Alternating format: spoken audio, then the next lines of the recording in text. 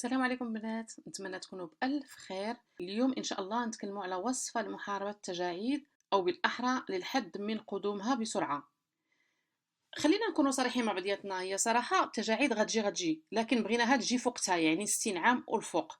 الوصفة ديال اليوم إن شاء الله هي وقاية فقط باش ندخلوها في الروتين ديالنا، غير باش نعطلوا قدوم هاد التجاعيد. الوصفة ديال اليوم كتصلح للسيدات والآنسات من 25 حتى ل 50 عام.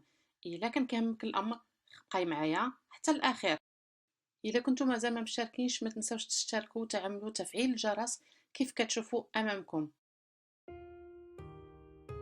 هنايا عندنا 3 صور ديال نفس الشخص، غير هو الفرق باين السن. الصورة الأولى على اليسار عندها قل من 25 سنة، ما كاينش لي غيد، البشرة شبابية مشدودة مزيان. الصورة الثانية تجاعيد اللي نازلة من الأنف لجهة الفم، وكذلك تجاعيد حدا العين اللي كنقولوا لها باد دوا، وفوق حدا الجبهة.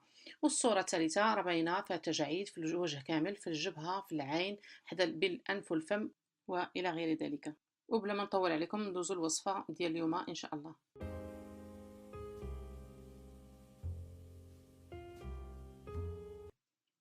في المرحلة الأولى غادي نعملو تقشير بالقهوة. هذه كيف كنقولوا في المغرب الدخا ديال القهوة، يعني بودرة استعملنا القهوة ديالها وخلينا هذه بجنب وتكرمات.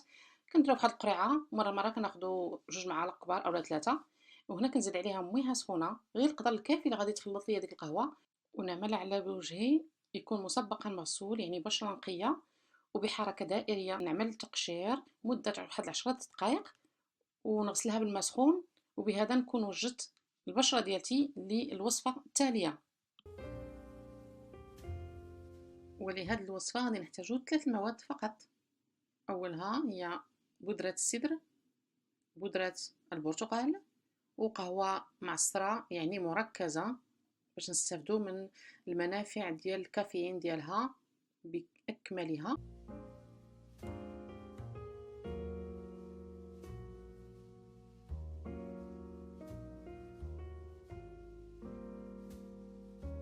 البنات اللي ما كيعرفوش السدر، هي هذه السدر او السدره موجوده عند العطار، كتمشيو كتقولوا له السدر اولا السدره، هي هذه.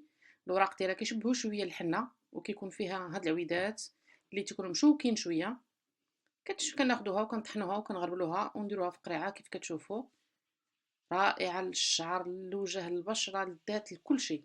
شجره مباركه وهي شجره ديال النبق اولا النبق، ذكرها الرسول صلى الله عليه وسلم في حديث صحيح، غنخلي لكم في صندوق الوصف. كيف كتشوفوا راها كتشبه قلت لكم الحنه. لهاد الخلطه غادي نعملوا 2 معالق صغار ديال بودره البرتقال، راني عملت عليها فيديو وغادي نخليها لكم في اخر الفيديو، وكذلك في صندوق الوصف. عرفنا المنافع ديالها، فيها زيوت اساسيه روعه للبشره. بودره السدر كذلك واعره خطيره للبشره، رائعه من داكشي رفيع للحد من التجاعيد ولتجديد الخلايا ديال البشره.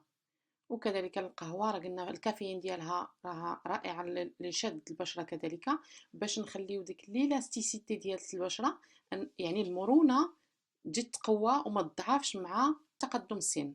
كيف كتشوفوا غادي نخلط البودرات بجوج بالقهوة المركزة بشوية بشوية حتى نحصل على خليط كريمي، ونديرو على وجهي لأن مسبقا راني غسلته بالماء دافي مدة 20 حتى 30 دقيقة، ومن بعد نغسلو بالماء دافي ونتبعو بالماء بارد.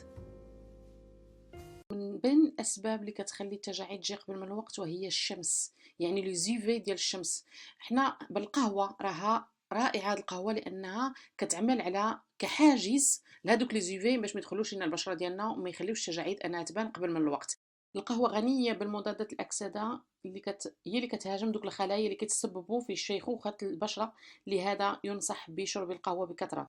يمكن لاحظتوا الكافيين كيدخلوها في منتجات العناية بالبشرة للحد من الالتهابات الجلدية والاحمرار، بحال لي كريم اللي كيستعملوهم الناس اللي عندهم لاكني.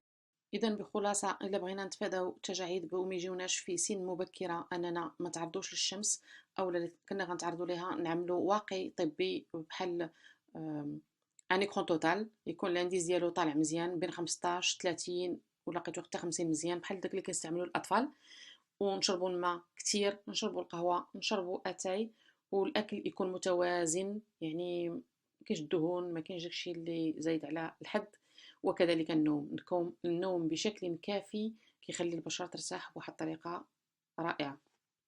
ونعملوا هذا الماسك كمرحلة تانية على البشرة ديالنا، ونخليوه بين 20 حتى 30 دقيقة، ونغسلوه بماء دافي، ونتبعوه كذلك بماء بارد لسد المسام.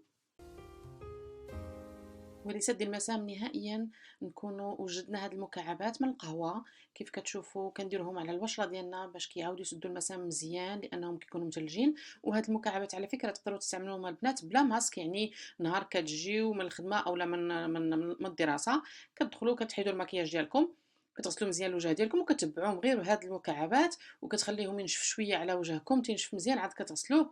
راك غتلاحظوا واحد البشره ملسه، يعني سلسه غزاله، ملسه ملسه ملسه. يمكننا نستعملوا كذلك هذه المكعبات في الصباح، عرفتوا ملي كنفيقوا في الصباح وعينينا منفوخين وكنكونوا معطلين، كندوزوا هاد المكعبات على الوجه، كيعطي واحد الانتعاش لا مثيل له. غير جربوا هاد البنات وجاوبوني.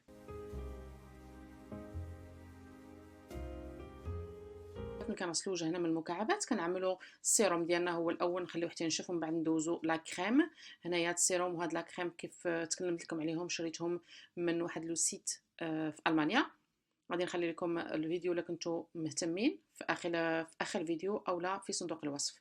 اذا نستعملوا مواد زوينه نقيه من كل المواد الكيماويه الخطيره، ولا ما كانش عندنا ولا ما كانش متواجد عندنا نستعملوا بكل بساطه غير واحد الزيت بلديه، زيت الزيتون بلديه اولا زيت ارغان اولا زيت اللوز، يعني اي زيت انت كترتاحي ليها والبشره ديالك كتقبلها. وبهذا نكون وصلنا لنهاية الموضوع ديال اليوم. إذا عجبتكم الوصفة وعجبكم الموضوع ما تنسوش خليوا لي تعليق باش نعطيكم أفكار أخرى من هذا القبيل. ما تنسوش كيف ذكرت في الأول غادي نخلي لكم روابط الفيديوهات اللي تكلمت عليهم في الفيديو هنا في الأخر فيديو في هذا المربع الأبيض أولا في صندوق الوصف. ما تنسوش ترجعوا لهم وتصفحوهم غير تكليكوا عليهم راه غادي تفتحوا لكم. أستودعكم الله ونضرب لكم موعد مع فيديو جديد إن شاء الله.